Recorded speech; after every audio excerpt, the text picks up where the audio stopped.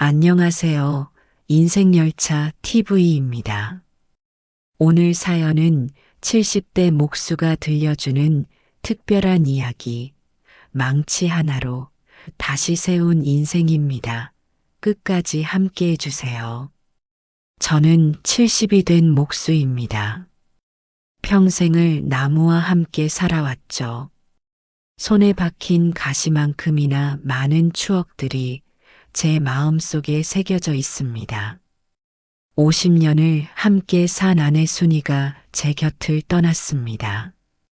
병원에서 마지막 순간까지 제 손을 꼭 잡고 있던 그 따뜻함이 아직도 느껴집니다.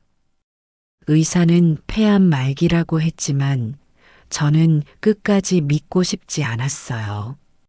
여보, 공방은 잘 정리해 두세요. 아이들 걱정 말고 편히 사세요. 순이의 마지막 말이었습니다. 그 순간 제 가슴 한구석이 무너져 내리는 것 같았어요. 50년간 새벽마다 저를 깨워 밥을 차려주던 사람, 제가 다쳐서 돌아오면 호들갑 떨며 약을 발라주던 사람이 이제는 없다는 게 실감이 나지 않았습니다. 장례식장은 생각보다 한산했어요. 아들 민수는 회사 일로 바빠서 하루 만에 돌아갔고, 딸 미영이는 캐나다에서 살고 있어 화상 통화로만 참여했습니다. 평생 우리 부부와 가까이 지내던 이웃들도 하나둘 세상을 떠나거나 요양원으로 가면서 빈 의자들만 눈에 띄었어요. 순이를 화장터에 보내고 집으로 돌아왔을 때 집안은 너무나 조용했습니다. 늘 순이가 TV를 켜놓고 뜨개질을 하던 거실, 매일 아침 보리차를 끓이던 부엌, 모든 것이 그대로인데 왜 이렇게 낯설게 느껴지는지 모르겠어요. 저녁 때가 되어 혼자 라면을 끓여 먹으며 생각했습니다. 지금까지는 순이를 위해, 가족을 위해 살았는데 이제는 뭘 위해 살아야 하나. 공방에서 들려오는 바람 소리만이 제 마음의 빈자리를 메워주는 것 같았어요. 그날 밤 잠이 오지 않아 공방으로 나갔습니다. 먼지가 앉은 연장들 사이에서 순이와 함께 만들었던 작은 수납장이 눈에 들어왔어요. 처음 결혼했을 때 순이가 화장품 넣을 곳이 없다고 하자 하루 종일 만들어준 그 수납장이었습니다. 나무결을 따라 손가락을 굴리니 그때의 기억이 생생히 떠올랐어요. 순이가 옆에서 너무 예뻐요. 당신하며 웃던 모습, 그 웃음소리가 아직도 귓가에 맴돕니다. 그 순간 눈물이 쏟아져 내렸어요. 70평생 살면서 이렇게 울어본 적이 없었는데 말입니다. 순이 없는 하루하루가 이렇게 길고 고통스러울 줄 몰랐습니다. 아침에 눈을 뜨면 순아, 밥 먹자고 부르려다가 헛되이 입만 벌리고 저녁에 장을 보러 가면 습관적으로 순이가 좋아하는 두부를 집어들다가 혼자 서럽게 웃곤 했어요. 이웃 할머니들이 가끔 반찬을 갖다 주며 혼자 사는 게 얼마나 쓸쓸하겠어요 라고 위로해 주지만 정작 저는 말로 표현할 수 없는 공허함만 느낄 뿐이었습니다. 마치 제 몸의 절반이 떨어져 나간 것처럼 모든 게 어색하고 힘들었어요. 순이가 떠난 지 한 달이 지났을 때 저는 결심했습니다.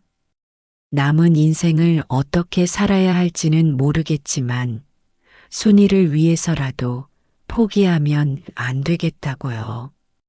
그 작은 다짐이 훗날 제 인생을 완전히 바꿔놓을 줄은 그때는 몰랐습니다. 순이를 보낸 지 2달이 지났을 때 아들 민수가 아내 은정이와 함께 찾아왔습니다. 오랜만에 보는 아들의 얼굴에는 걱정과 함께 뭔가 결심한 듯한 표정이 어려 있었어요.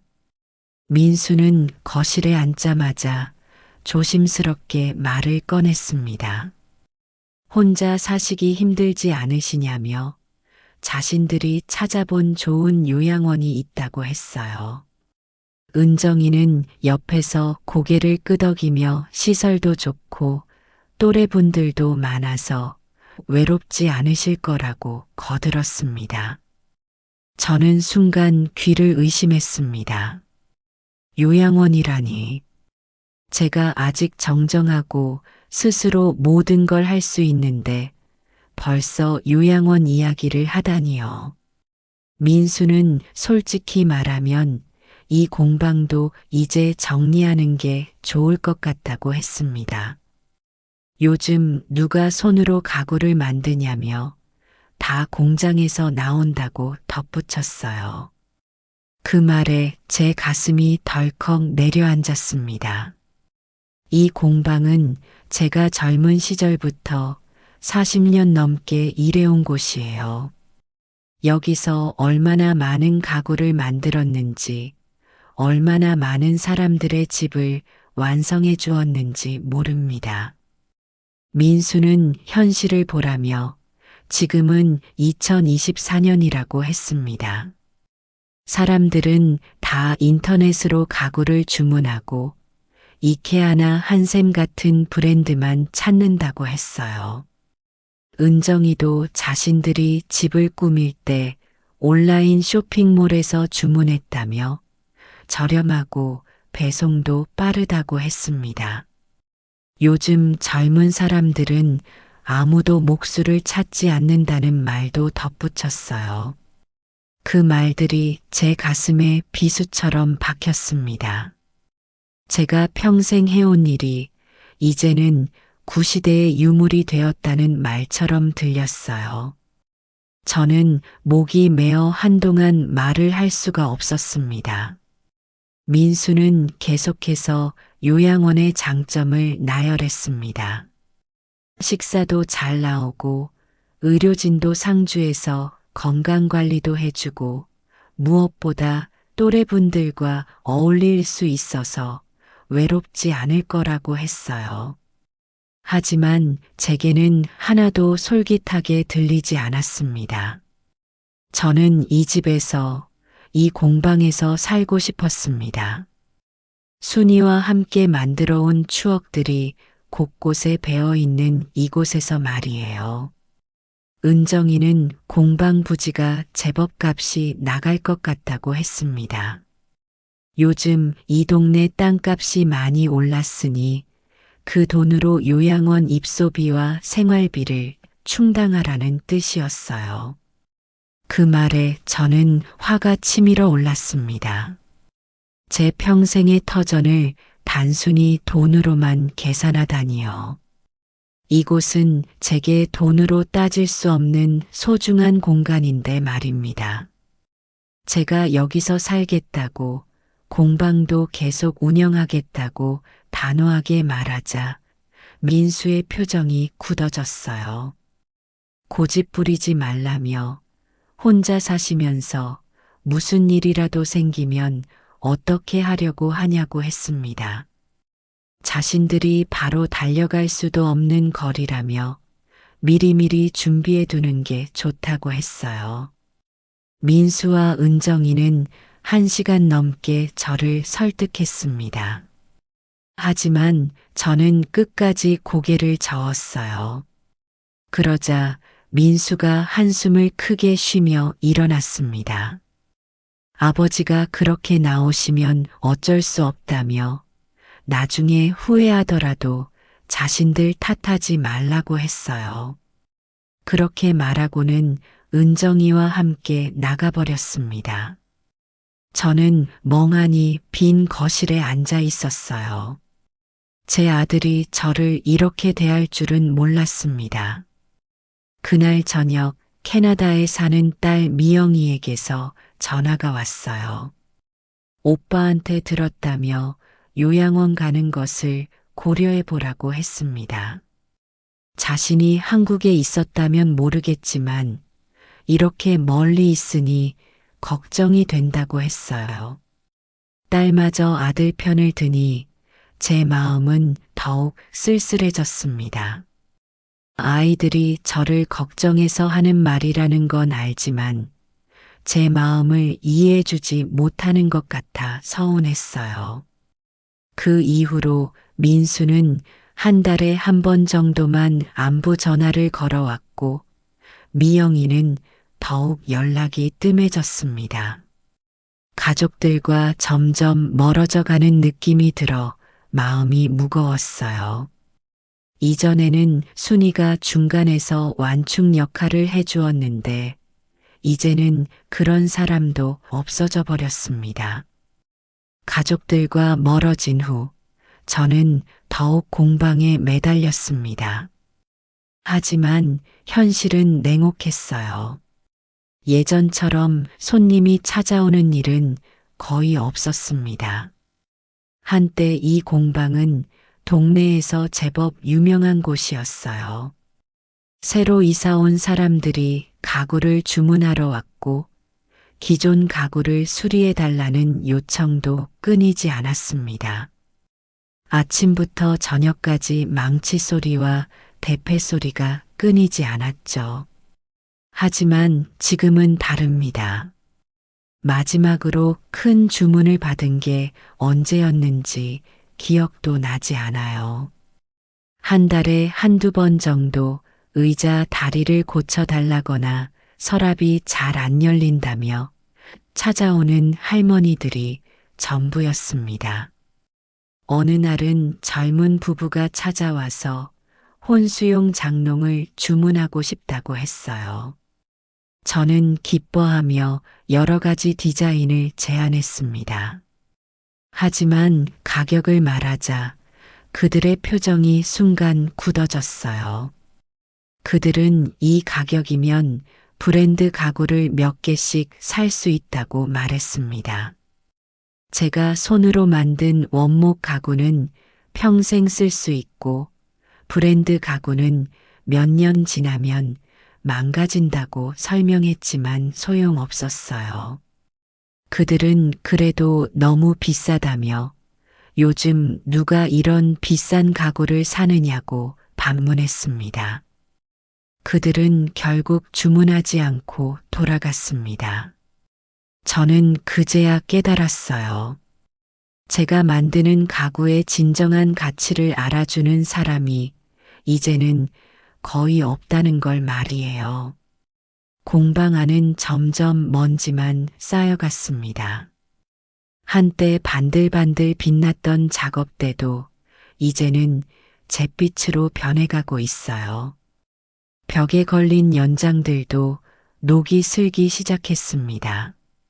매일 청소를 해도 사용하지 않으니 모든 게 낡아 보였어요. 가장 속상한 건 제자들이 하나둘 떠나간 것이었습니다. 예전에는 목공을 배우겠다며 찾아오는 젊은이들이 있었거든요. 하지만 몇 년 전부터는 그런 사람들도 보기 어려워졌어요. 마지막 제자였던 성호도 작년에 그만두었습니다. 죄송하지만 이 일로는 먹고 살기가 어렵다며 공장에 취직한다고 했어요. 그 말을 들었을 때 제 마음은 무너져 내렸습니다. 성우가 떠난 후 공방은 더욱 적막했습니다. 혼자서 작업하다 보니 예전만큼 열정도 생기지 않았어요. 가끔 무언가를 만들어 보려고 해도 누가 사용할지도 모르는 가구를 만드는 게 의미가 있나 싶어 중도에 포기하곤 했습니다. 어느 날 아침 저는 공방 문을 열고 들어서다가 발을 멈췄습니다. 거미줄이 작업대 모서리에 걸려 있었거든요. 한때 그렇게 바쁘게 돌아가던 이곳에 거미줄이라니. 그 모습이 지금의 제 처지를 보여주는 것 같아 가슴이 답답했어요. 점심때가 되어 밖으로 나오니 동네 풍경도 많이 바뀌어 있었습니다. 예전에 살던 이웃들은 대부분 이사를 가거나 세상을 떠났고, 새로 이사 온 사람들은 저를 그냥 지나치기만 했어요. 인사를 건네도 무뚝뚝하게 고개만 끄덕일 뿐이었습니다. 마트에서 장을 보고 돌아오는 길에 공방 앞을 지나는 사람들을 보니 모두들 스마트폰만 보고 걸어가더군요. 아무도 제 공방에 관심을 두지 않았습니다. 마치 제가 투명 인간이 된 것 같은 기분이었어요. 그날 저녁 저는 순이의 사진 앞에 앉아 말했습니다. 내가 뭘 잘못했을까? 평생을 정직하게 일했는데 왜 이렇게 되었을까 하고요. 사진 속 순이는 여전히 따뜻하게 웃고 있었지만 대답해 주지는 못했어요. 저는 그날 밤 잠이 올 때까지 천장만 바라보며 생각했습니다. 정말로 제 시대는 끝난 것일까? 이대로 쓸쓸하게 살다가 죽어야 하는 걸까? 하지만 저는 아직 포기할 수 없었습니다. 비록 지금은 어렵지만 언젠가는 제 기술을 알아주는 사람이 나타날 거라고 믿고 싶었어요. 공방에 손님이 뜸해지면서 생활은 점점 어려워졌습니다. 순이가 살아있을 때는 그녀의 작은 연금과 제 수입을 합쳐서 그럭저럭 살 수 있었는데 이제는 제 기초연금만으로는 한 달을 버티기가 힘들었어요. 전기요금, 가스비, 핸드폰 요금까지 매달 나가는 고정 비용만 해도 연금의 절반이 넘었습니다. 여기에 식비와 병원비까지 더하면 항상 부족했어요. 처음에는 순이와 함께 모아둔 적금을 조금씩 해약하며 버텼지만 그것도 금세 바닥이 났습니다. 어쩔 수 없이 폐품 수거를 시작했습니다. 새벽 5시에 일어나 동네를 돌아다니며 종이박스와 캔, 플라스틱 병을 주워 모았어요. 70 넘은 나이에 이런 일을 하게 될 줄은 몰랐습니다. 처음에는 자존심이 많이 상했어요. 예전에 저를 알던 이웃들이 리어카를 끌고 다니는 제 모습을 보면 어떻게 생각할까 걱정되었거든요. 하지만 생존을 위해서는 자존심도 접어야 했습니다. 폐품 수거로 버는 돈은 하루에 10,000원 정도였어요. 그것도 날씨가 좋고 폐품이 많이 나온 날의 이야기죠. 비가 오거나 눈이 오는 날에는 나갈 수도 없었고 폐품이 별로 없는 날에는 5,000원도 안 되는 경우가 많았습니다. 가장 힘든 건 무거운 리어카를 끌고 다니는 것이었어요. 젊었을 때는 무거운 목재도 거뜬히 들 수 있었는데 이제는 폐품으로 가득 찬 리어카만으로도 허리가 아팠습니다. 특히 오르막길에서는 숨이 턱턱 막혀서 중간중간 쉬어가야 했어요. 어느 날은 폐품을 주우러 다니다가 예전 단골 고객이었던 김씨 부부와 마주쳤습니다. 그들은 저를 알아보고는 깜짝 놀란 표정을 지었어요. 어머, 이게 누구세요? 박 사장님 아니세요? 저는 부끄러워서 얼굴을 제대로 들지 못했습니다. 한때는 그들의 집 가구를 거의 다 제가 만들어 주었는데 이제는 폐품을 주우는 모습으로 만나게 되다니요. 요즘 공방 일은 어떠세요? 네, 그냥 그럭저럭 지내고 있습니다. 저는 얼버무린 채 그들과 인사를 나눈 후 서둘러 그 자리를 떠났어요. 집으로 돌아오는 길에 가슴이 너무 답답해서 한참을 그 자리에 서 있었습니다. 식사도 점점 간소해졌어요. 예전에는 순이가 매끼 정성스럽게 차려주던 밥상이 그리웠지만 이제는 계란 한 개와 김치만으로도 한 끼를 때우곤 했습니다. 고기는 한 달에 한 번 정도만 사 먹을 수 있었어요. 병원비도 부담이었습니다. 무릎이 아프고 혈압약도 먹어야 하는데 병원에 가면 한 번에 몇만 원씩 나갔거든요. 가끔은 아파도 참고 견디며 병원 가는 걸 미루기도 했습니다. 가장 서러운 순간은 마트에서 장을 볼 때였어요. 예전에는 가격을 보지 않고 필요한 걸 샀는데 이제는 하나하나 가격표를 확인하며 고민해야 했습니다. 특히 과일이나 반찬류는 너무 비싸서 엄두도 낼 수 없었어요. 어느 날은 마트에서 제가 좋아하던 사과를 보다가 울컥했습니다. 겨우 사과 몇 개 살 돈이 없다니. 순이가 살아있을 때는 제가 좋아한다며 자주 사다 주던 그 사과를 이제는 사치품처럼 여겨야 하다니요. 그래도 저는 포기하지 않았습니다.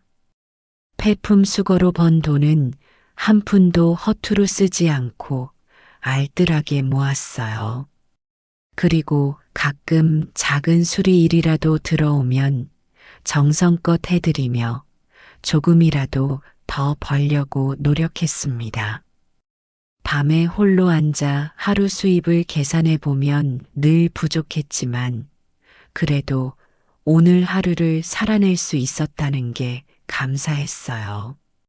순이에게 민폐를 끼치지 않고 혼자 힘으로 살아가고 있다는 자부심만은 잃지 않으려고 했습니다. 겨울이 깊어가던 어느 날 오후 공방에서 혼자 연장을 정리하고 있는데 누군가 문을 두드렸습니다. 요즘 찾아오는 사람이 거의 없어서 깜짝 놀랐어요. 문을 열어보니 20살 정도로 보이는 젊은 청년이 서 있었습니다. 깔끔한 차림새에 진지한 표정을 하고 있었어요. 처음 보는 얼굴이었는데 어딘지 간절한 눈빛이 인상적이었습니다. 안녕하세요. 혹시 목공 배울 수 있을까요?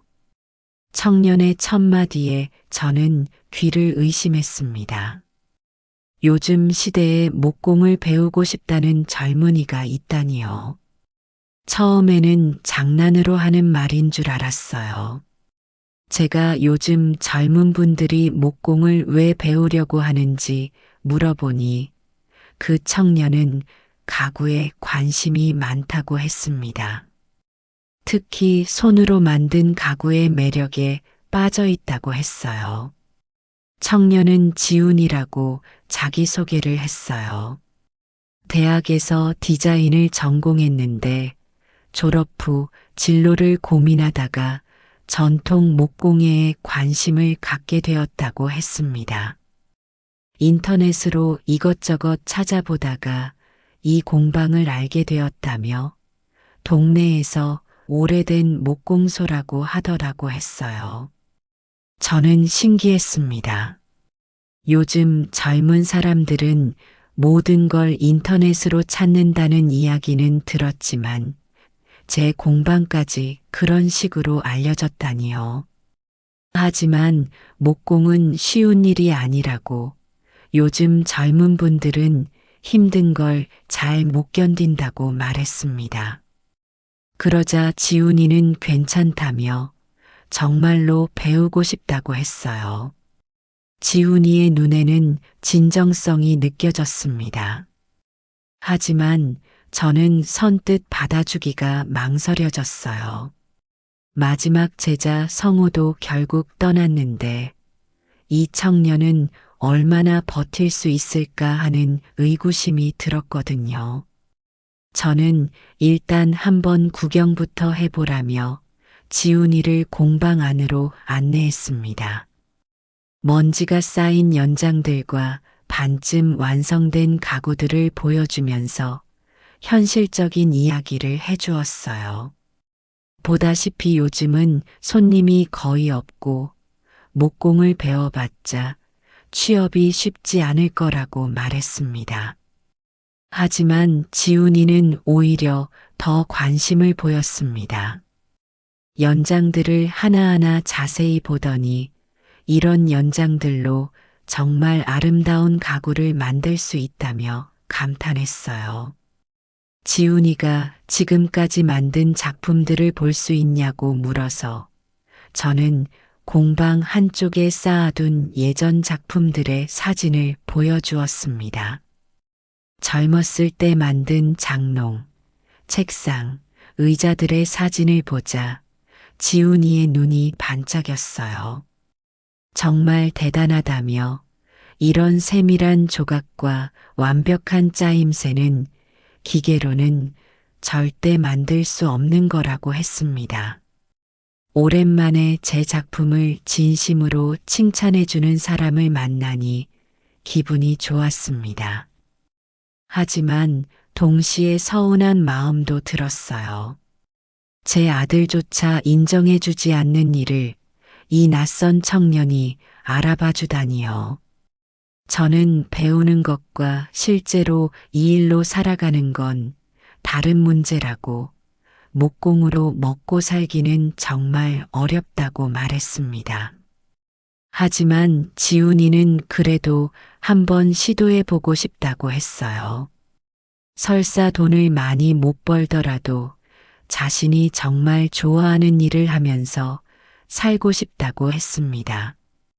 지훈이의 말에 저는 젊은 시절 제 모습이 떠올랐습니다. 저도 처음 목공을 시작할 때는 돈보다는 나무를 다루는 재미에 빠져서 시작했었거든요. 그럼 일단 일주일만 나와 보세요. 정말로 할 마음이 있는지 확인해 보고요. 저는 신중하게 제안했습니다. 지훈이는 기뻐하며 당장 내일부터라도 시작하고 싶다고 했어요. 하지만 가르쳐 드릴 돈을 받기는 어려울 것 같다고 요즘 형편이 넉넉하지 않다고 말했습니다.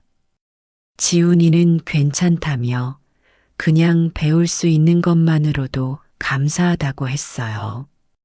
지훈이가 돌아간 후 저는 오랜만에 마음이 설레었습니다. 정말 오랜만에 제 일에 관심을 보여주는 사람을 만났거든요. 하지만 동시에 걱정도 되었어요. 과연 이 청년이 얼마나 오래 버틸 수 있을까? 그날 밤 저는 순이의 사진에게 말했어요. 오늘 신기한 일이 있었다고, 목공을 배우고 싶다는 젊은이가 찾아왔다고, 정말 오랜만에 희망이 생긴 것 같다고 말이에요. 이튿날부터 지훈이는 약속한 대로 공방에 나왔습니다. 첫날에는 연장 사용법부터 가르쳐 주었는데 생각보다 손재주가 좋았어요. 대패질이나 톱질을 금방 익혔습니다. 지훈이는 이 일이 정말 재밌다며 나무에서 이런 향기가 나는지 몰랐다고 했어요. 목재의 종류며 특성까지 하나하나 궁금해했습니다. 제가 설명해주면 메모까지 해가며 열심히 들었어요. 오랜만에 누군가에게 제 지식을 전수해주니 뿌듯했습니다. 일주일이 지났지만 지훈이는 그만두지 않았습니다. 오히려 더 열정적으로 배우려고 했어요. 저는 조금씩 마음을 열기 시작했습니다. 지훈이가 공방에 나온 지 한 달이 지났습니다. 처음에는 반신반의했지만 이 청년은 정말로 목공에 푹 빠져 있었어요. 매일 아침 일찍 와서 저녁 늦게까지 연습했습니다. 어느 날 지훈이가 뭔가 조심스럽게 말을 꺼냈어요. 자신이 만든 작품들을 인터넷 소통 창구인 인스타그램에 올려봐도 될지 물었습니다. 친구들에게 자랑하고 싶다고 했어요. 인스타그램이 뭔지 잘 모르겠지만 젊은 사람들이 사진을 올리는 곳이라는 건 대충 알고 있었어요. 아직 제대로 된 작품도 아닌데 괜찮을지 물어보니 지훈이는 괜찮다고 했습니다. 제가 가르쳐 준 기법들도 함께 소개하고 싶다고 했거든요. 지훈이는 자신이 만든 작은 필통과 책받침을 스마트폰으로 사진을 찍기 시작했습니다. 여러 각도에서 찍더니 뭔가 글도 열심히 쓰더군요. 제 40년 경험이 담긴 전통 기법으로 만든 작품이라고 썼다며 이 공방 이야기도 조금 소개했다고 했어요. 저는 별 관심이 없었습니다. 젊은 사람들의 취미 정도로 생각했거든요. 그런데 며칠 후 지훈이가 흥분한 채로 공방에 나타났어요. 할아버님, 대박이에요. 제 게시물에 댓글이 100개 넘게 달렸어요. 댓글이 뭔지 물어보니 사람들이 진짜 수제 가구에 관심이 많더라고 했어요. 특히 저 같은 장인에게서 배운 작품이라니까 더 신기해한다고 했습니다. 지훈이는 스마트폰 화면을 보여주었습니다. 정말로 많은 사람들이 글을 남겨놓았더군요. 글자가 작아서 잘 읽을 수는 없었지만 지훈이가 하나하나 읽어주었어요. 어디서 배울 수 있냐는 질문부터 진짜 멋있다는 칭찬, 요즘 보기 드문 진짜 장인이라는 감탄까지 다양한 내용들이었습니다. 더 신기한 건 저희 공방을 직접 보고 싶다는 사람들도 있다는 것이었어요. 견학을 신청한 사람이 벌써 5명이나 된다고 했습니다. 저는 놀랐습니다. 정말로 제 공방에 관심을 보이는 사람들이 있다니요. 일주일 후 정말로 젊은 사람들이 공방을 찾아왔습니다. 대학생으로 보이는 여학생 둘과 직장인 남성 1명이었어요. 그들은 공방을 둘러보며 신기해했습니다. 정말 영화에서나 볼 법한 곳이라며 이런 연장들로 정말 가구를 만드시냐고 물었습니다. 저는 어색했지만 최선을 다해 설명해 주었습니다. 연장들의 용도며 목재의 종류, 그리고 가구 제작 과정까지 하나하나 보여주었어요. 그들은 제 설명에 진지하게 귀를 기울였습니다. 정말 대단하다며 이런 기술을 어디서 배웠냐고 물었습니다. 저는 학교에서 배운 게 아니라 현장에서 몸으로 익혔다고, 젊었을 때 선배 목수 밑에서 10년 넘게 일하면서 배웠다고 설명했어요. 요즘 젊은 사람들은 이런 걸 배울 기회가 없잖아요. 정말 소중한 기술인 것 같아요. 그 말을 들으니 뭉클했습니다. 제 아들도 인정해주지 않았던 제 기술을 이 낯선 젊은이들이 소중하다고 말해주다니요. 지훈이는 그 후로도 계속해서 공방 이야기를 인터넷에 올렸습니다.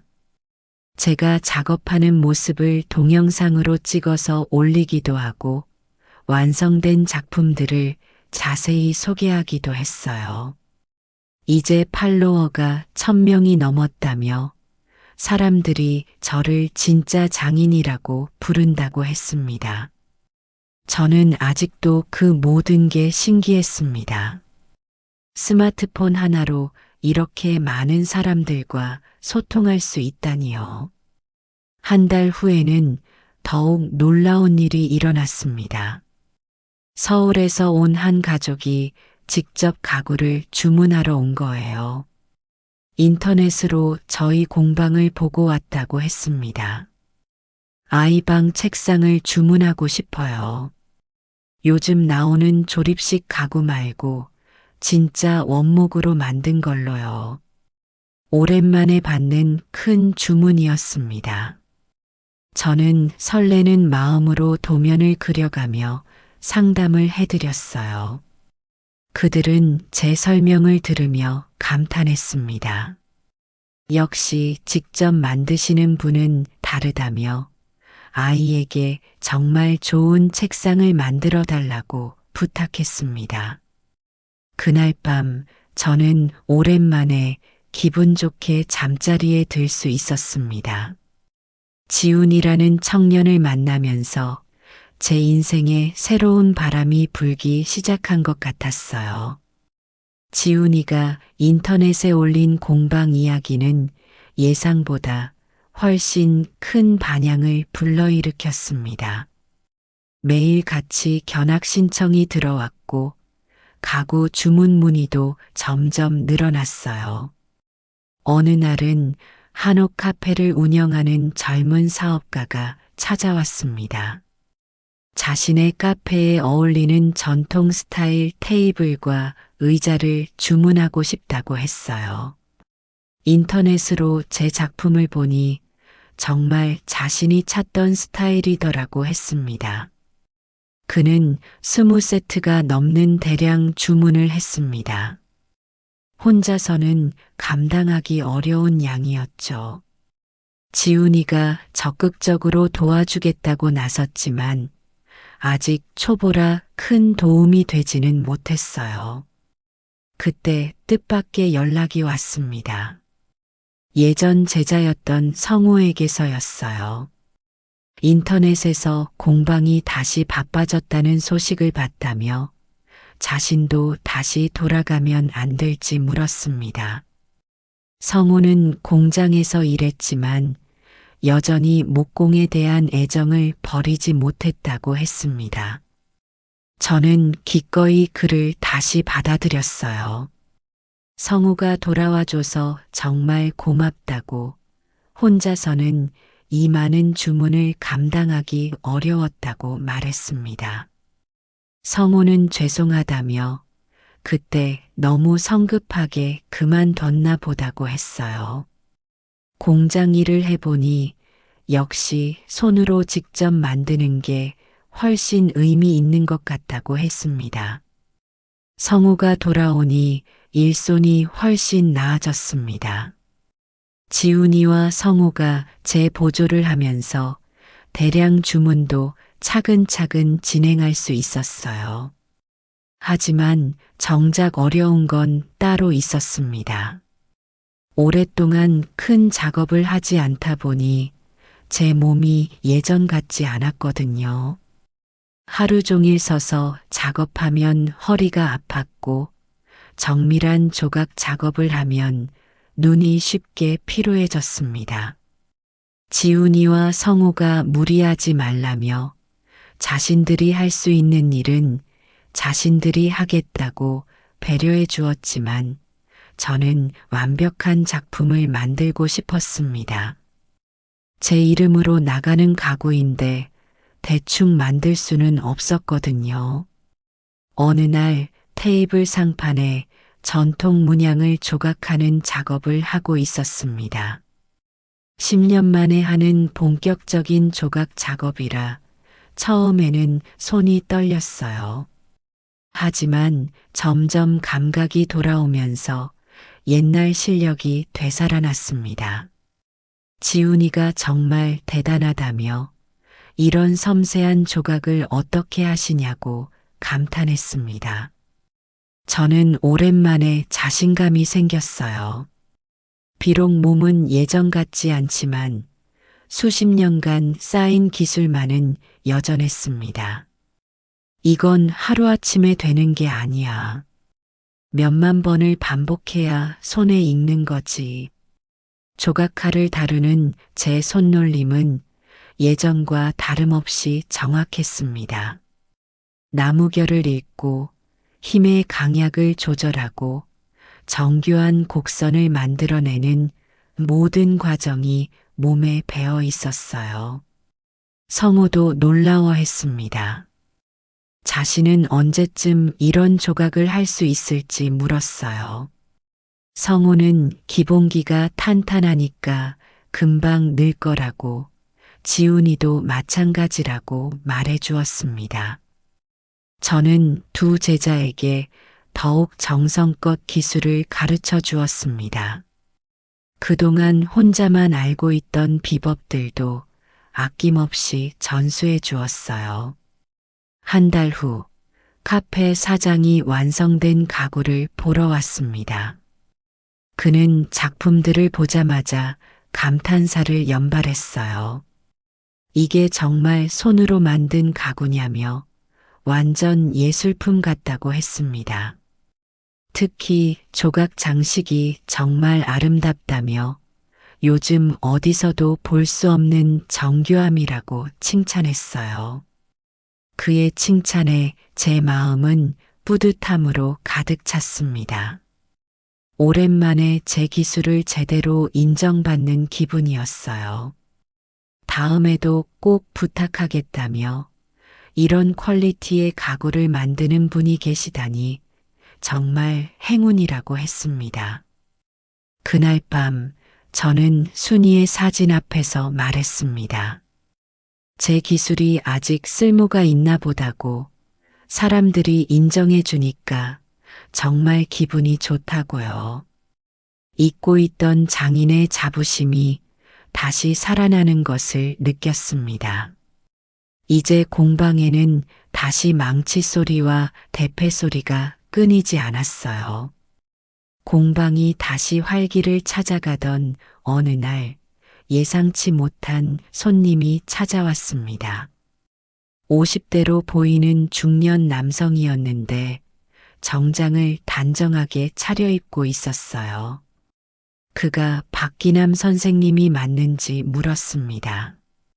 제가 그렇다고 하자 자신은 이정수라고 하며 저를 꼭 한번 뵙고 싶어서 찾아왔다고 했어요.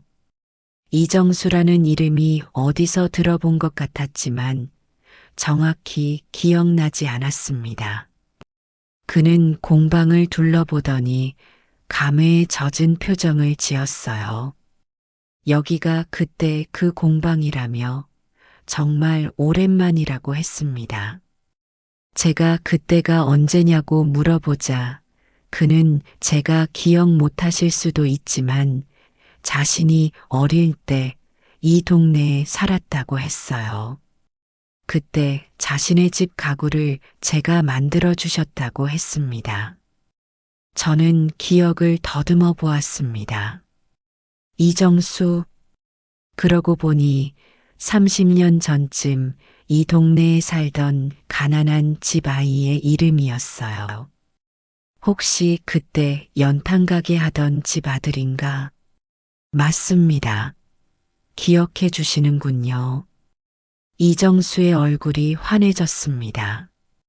저는 그제야 어렴풋이 기억이 났어요. 정말 가난했던 집이었는데 아이가 공부할 책상이 없다며 어머니가 눈물을 흘리며 부탁하러 온 일이 있었거든요. 그때 제가 공짜로 책상을 만들어 주었다며 자신은 그 책상에서 고등학교까지 공부했다고 했어요. 기억이 선명하게 되살아났습니다. 당시 그 집은 정말 어려웠어요. 아버지는 연탄 배달로 힘겹게 생계를 이어가고 있었고 어머니는 남의 집 청소일을 하며 살림을 꾸려가고 있었습니다.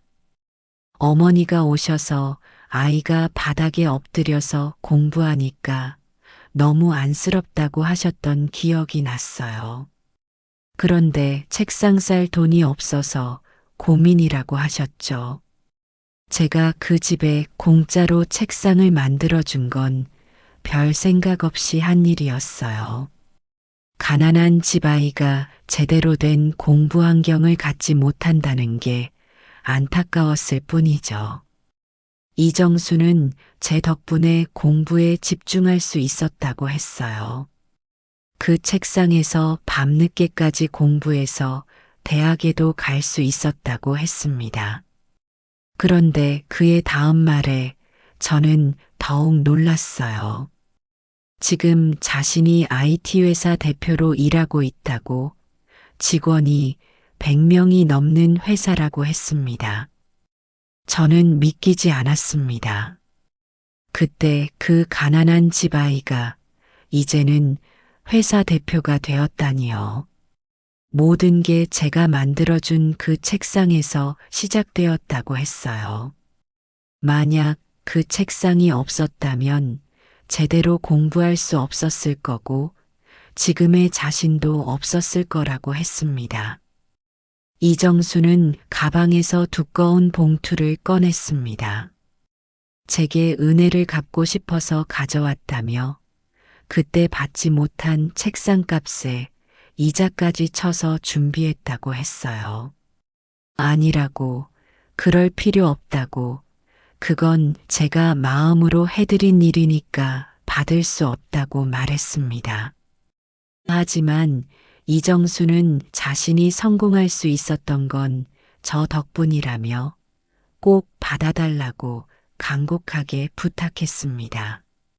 저는 사양했지만 그가 워낙 간절하게 부탁해서 결국 받을 수밖에 없었어요.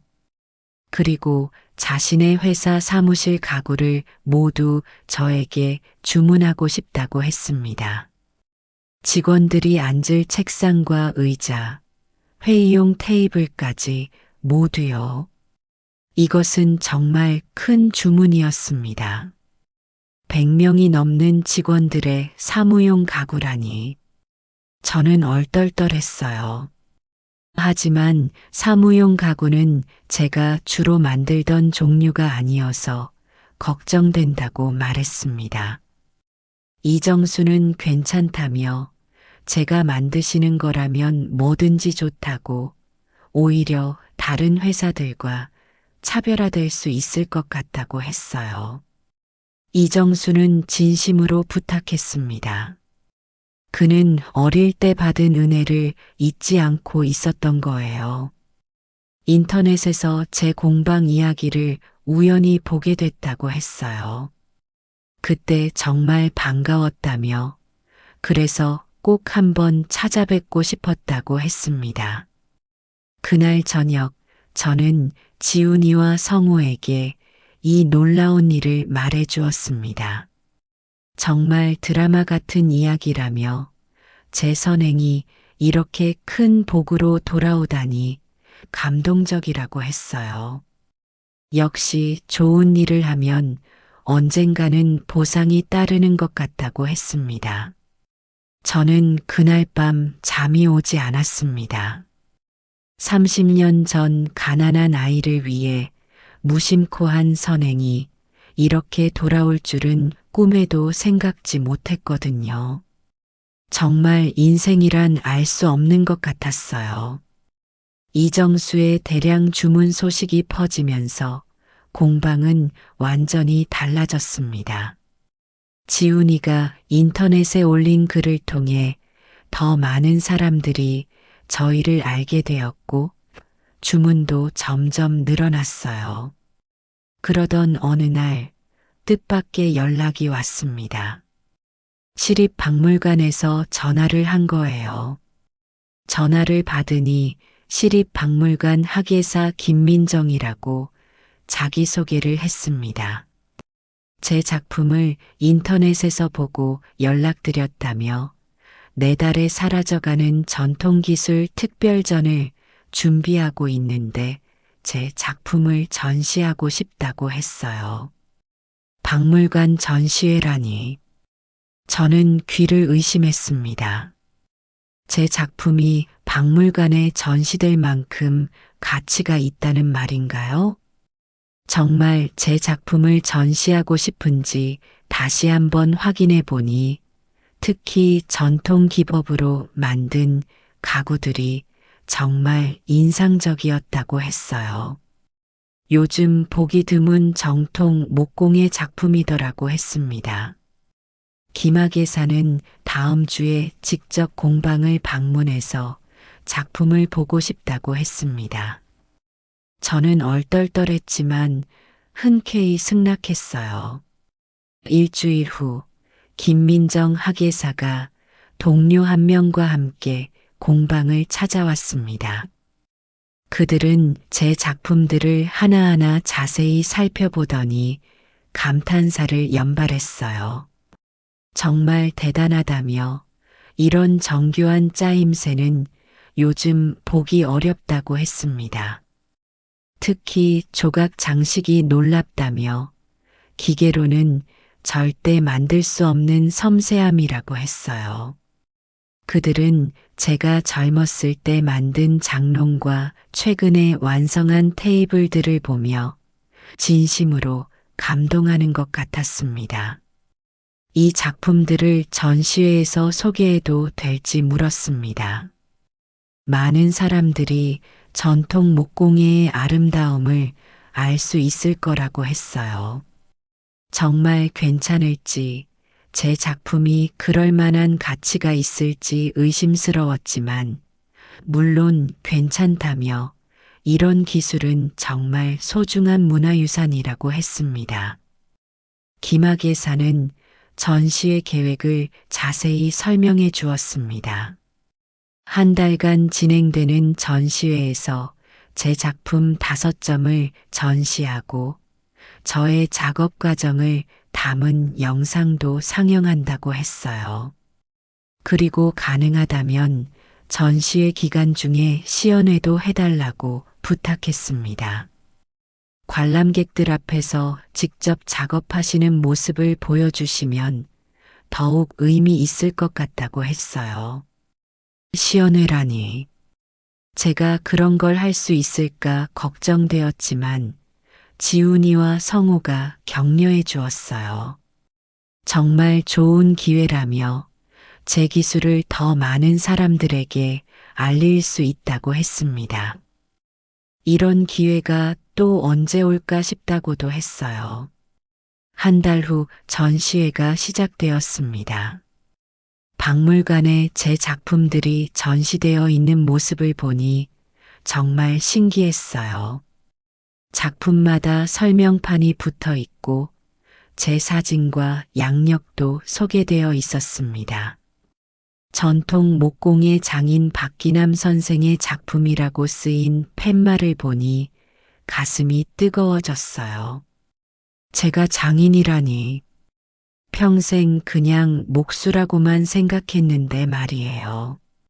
전시회 개막식 날 예상보다 많은 사람들이 왔습니다. 시장님도 오셨고 지역 신문사 기자들도 취재를 나왔어요. 기자가 인터뷰를 부탁하며 마이크를 들이밀었습니다. 저는 긴장했지만 최대한 정성껏 답변했어요. 목공은 제 평생의 업이었다고 힘들 때도 있었지만 나무와 함께하는 시간이 행복했다고 말했습니다. 요즘 젊은 세대들에게 하고 싶은 말이 있는지 물어보자 손으로 직접 만드는 일의 소중함을 알았으면 좋겠다고 기계로는 만들 수 없는 따뜻함이 있다고 답했어요. 시연회 날에는 더욱 많은 사람들이 모였습니다. 저는 떨리는 마음으로 대패질 시연을 시작했어요. 관람객들은 조용히 제 손놀림을 지켜보았습니다. 정말 신기하다며 저런 얇은 나무 조각이 어떻게 나오느냐고 할아버지 손이 정말 빠르다며 아이들이 순수하게 감탄했습니다. 아이들의 순수한 감탄에 저는 더욱 자신감을 가졌습니다.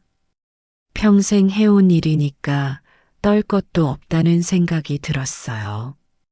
시연이 끝나자 박수가 터져 나왔습니다.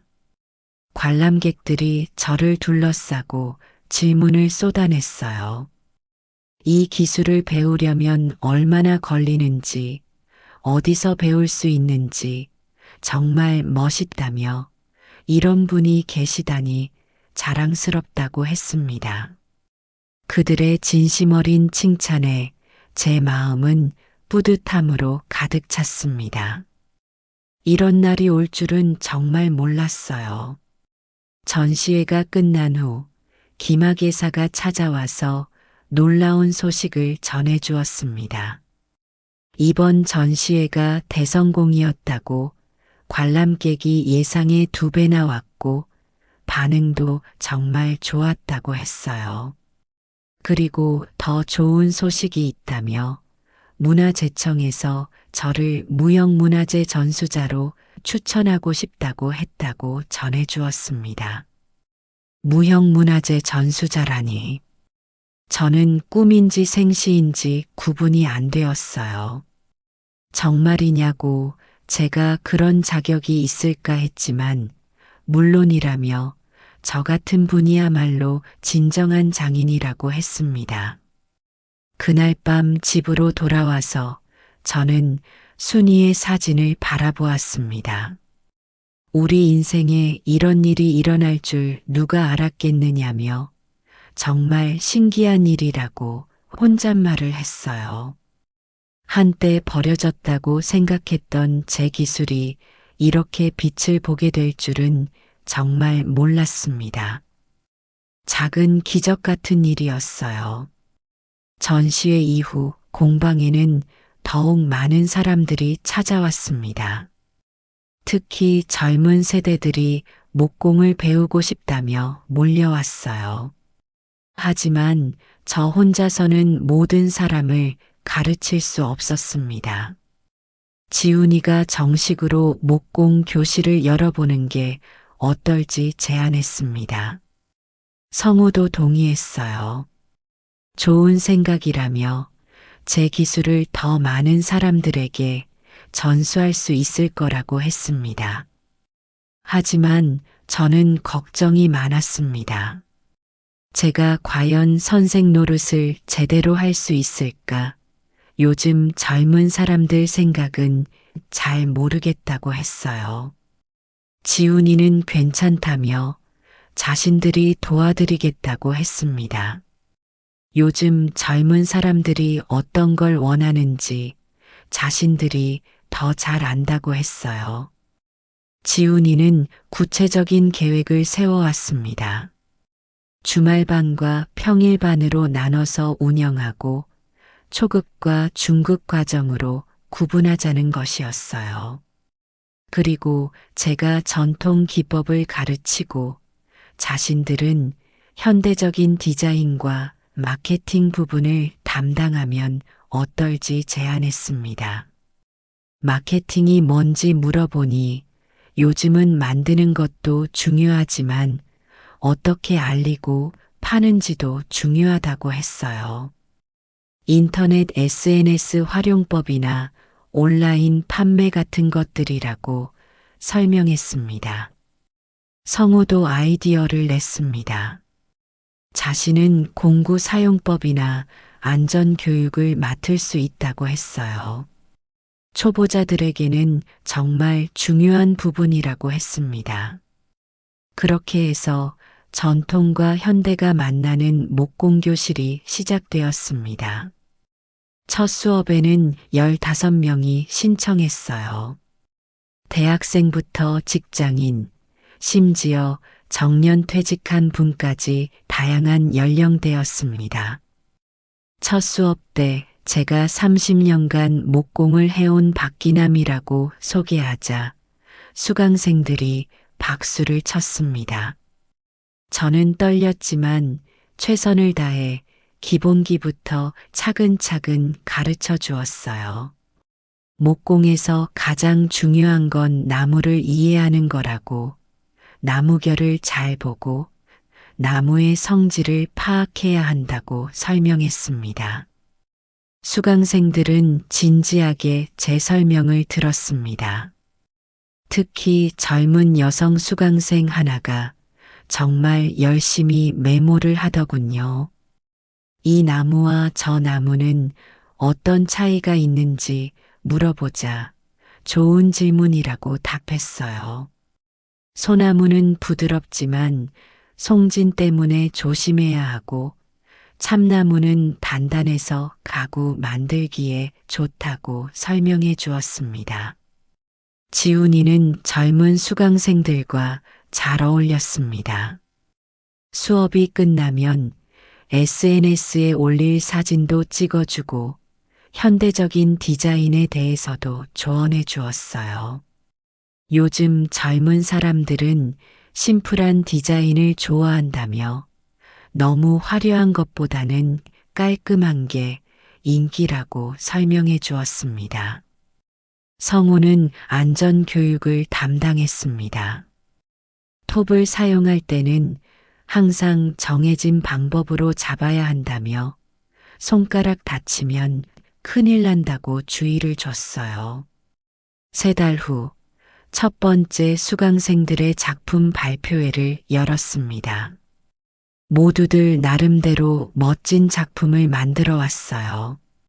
작은 선반, 책받침, 화분 받침대 등 다양한 작품들이 전시되었습니다. 정말 재밌었다며 처음에는 어려울 줄 알았는데 생각보다 할만하다고 했어요.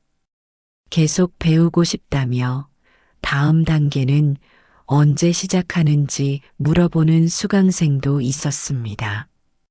수강생들의 반응이 좋아서 저는 뿌듯했습니다. 하지만 가장 놀라운 건 따로 있었어요. 젊은 여성 수강생 하나가 자신들이 만든 작품들을 온라인으로 판매해 보면 어떨지 제안했습니다. 그녀는 온라인 쇼핑몰을 운영하고 있었거든요. 수제 가구에 대한 수요가 생각보다 많아요. 특히 할아버지 목수가 가르쳐준 전통 기법으로 만든 가구라고 하면 정말 인기 있을 것 같아요. 지훈이도 적극 찬성했습니다. 좋은 아이디어라며 자신도 인스타그램에 홍보를 도와드리겠다고 했어요. 그렇게 해서 기남 공방 수제품이라는 온라인 브랜드가 탄생했습니다. 수강생들이 만든 작품을 온라인으로 판매하기 시작한 거예요. 처음에는 반신반의했지만 예상외로 반응이 좋았습니다. 특히 젊은 소비자들이 진짜 손으로 만든 제품에 관심을 보였어요. 지훈이가 이번 달 매출이 100만 원을 넘었다며 기뻐하며 보고했습니다. 수강생들도 자신들의 작품이 팔리는 걸 보고 뿌듯해했어요.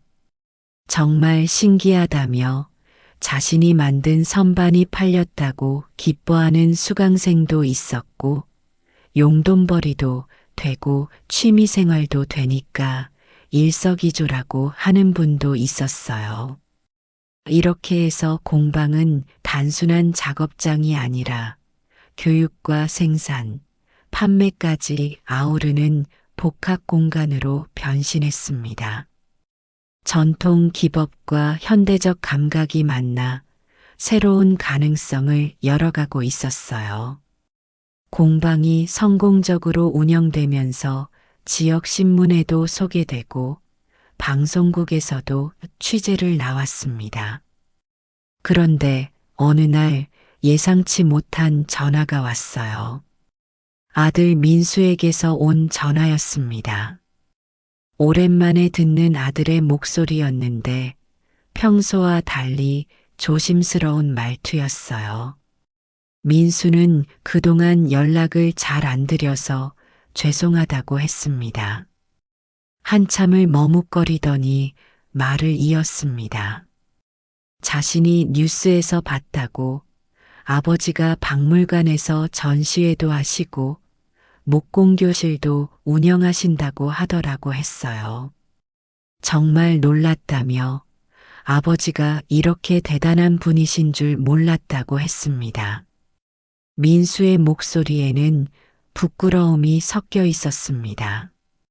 회사 동료들도 다들 신기해 하더라고.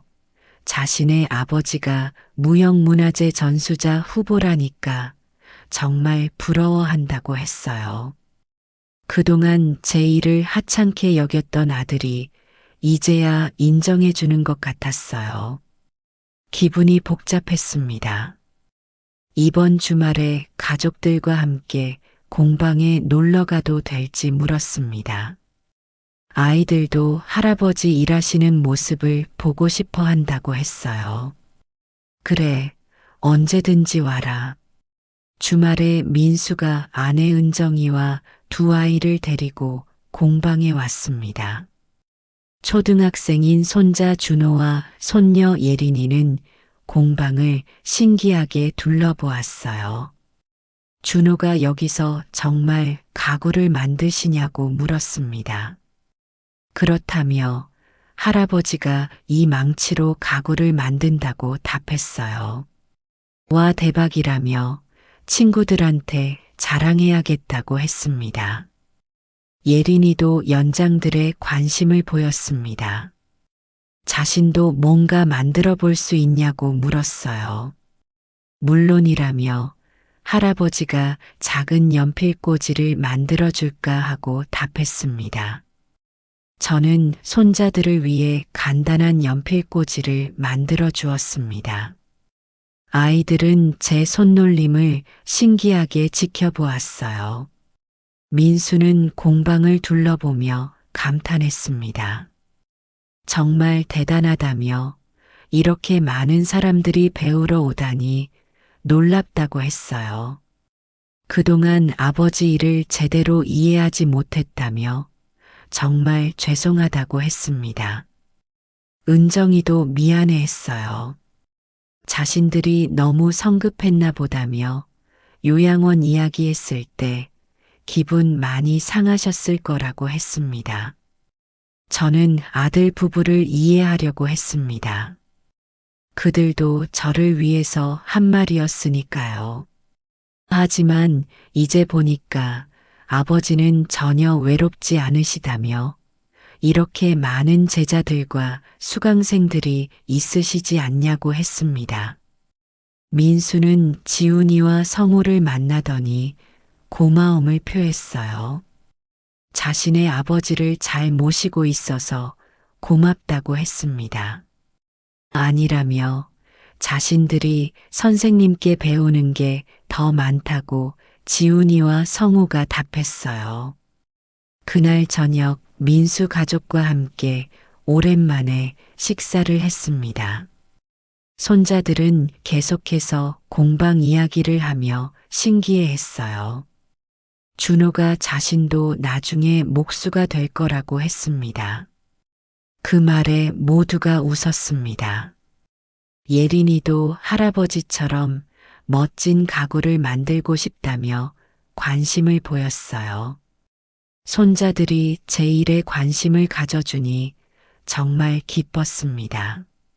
며칠 후 캐나다에 있는 딸 미영이에게서도 연락이 왔어요. 한국 뉴스 사이트에서 아빠 기사를 봤다며 정말 자랑스럽다고 했습니다. 캐나다에서도 그 기사가 나왔는지 물어보니 한인 커뮤니티에서 화제더라고 했어요. 자신의 아빠가 이렇게 유명한 분이셨다니 놀랍다고 했습니다. 미영이는 영상통화로 공방도 구경했습니다. 와, 정말 멋있다며 나중에 한국에 가면 꼭 배워보고 싶다고 했어요. 언제든지 오라며 아빠가 가르쳐 줄게라고 답했습니다. 그동안 죄송했다며 요양원 가시라고 말해서 미안했다고 했어요.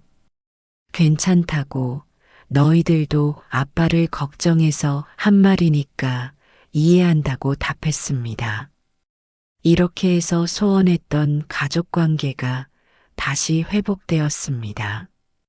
제 성공을 보고 나서야 인정해 준다는 게 조금 서운하기도 했지만 그래도 가족이 화해할 수 있어서 다행이었어요. 그날 밤 저는 순이의 사진을 보며 말했습니다. 아이들이 다시 연락하기 시작했다고, 손자들도 할아버지 일에 관심을 보인다고, 순이가 보고 싶어 하던 모습이라고 했어요. 가족의 화해로 제 마음은 더욱 따뜻해졌습니다. 이제 정말로 모든 게 제자리를 찾아가는 것 같았어요. 공방이 성공 궤도에 오른 지 1년이 지났습니다. 무형문화재 전수자로도 정식 지정되었고, 목공교실은 대기자가 생길 정도로 인기를 끌었어요. 지훈이와 성호는 이제 독립적으로 작업할 수 있을 정도로 실력이 늘었습니다. 어느 가을날, 저는 공방에서 혼자 앉아 생각에 잠겼습니다.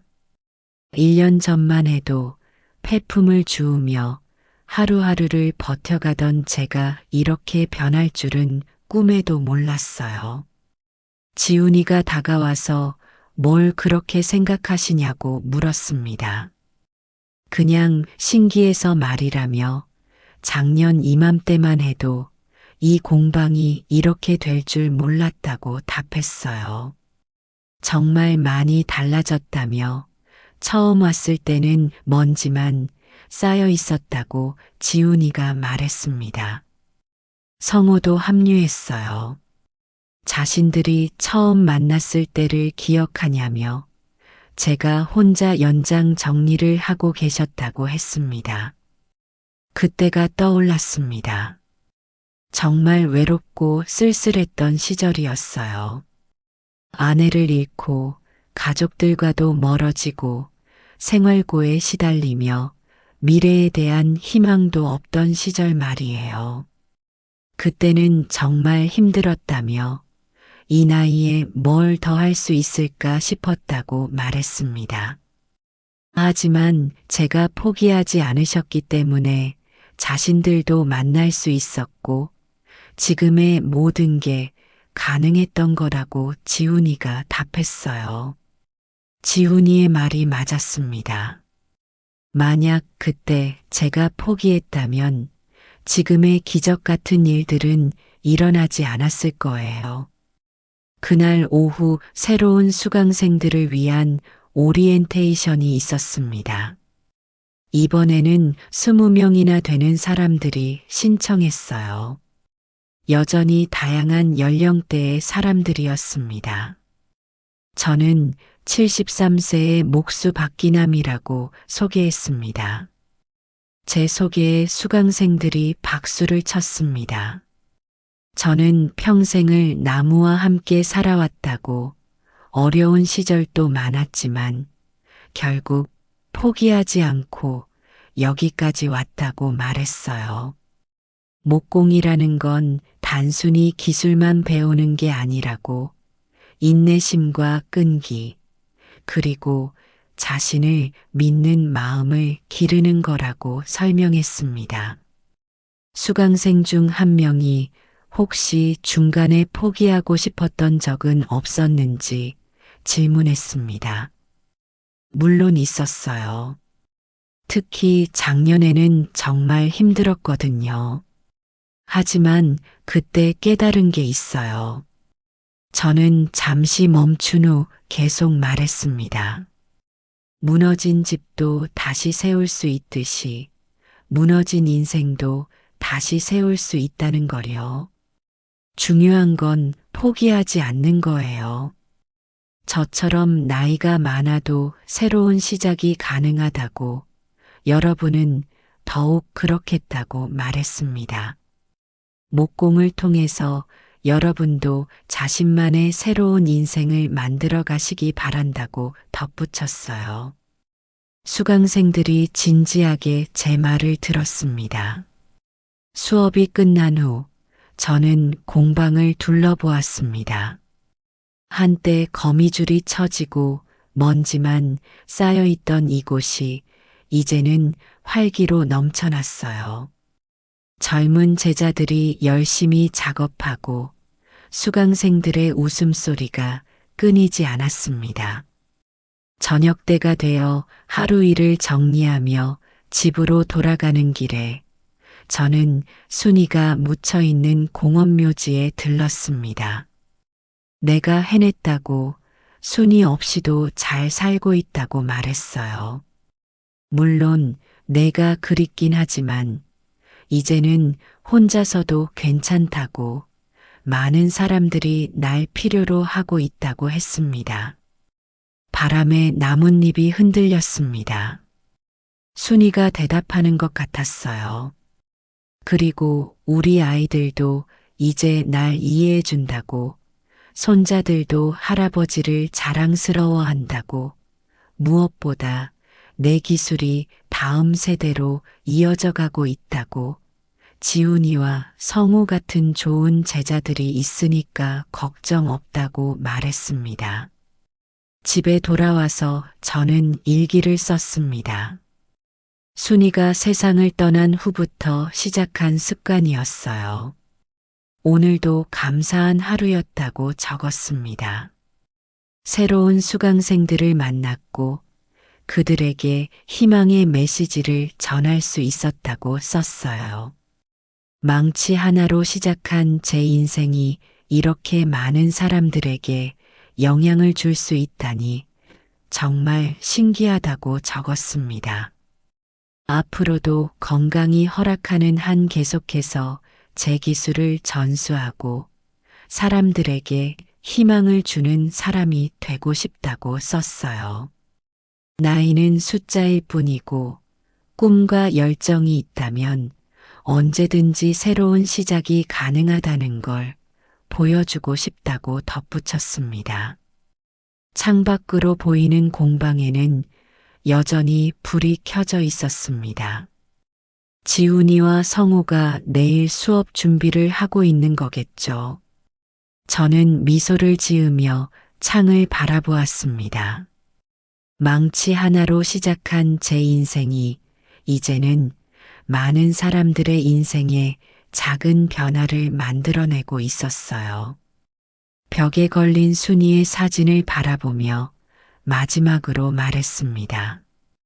고마웠다고, 순이가 마지막에 한 말을 기억한다고, 공방을 잘 정리하라고 했는데 나는 정리한 게 아니라 새로 시작했다고 말했어요. 그리고 알았다고, 무너진 건 다시 세우면 되는 거라고, 집도 인생도 마찬가지라고 했습니다. 달빛이 공방을 비추고 있었습니다.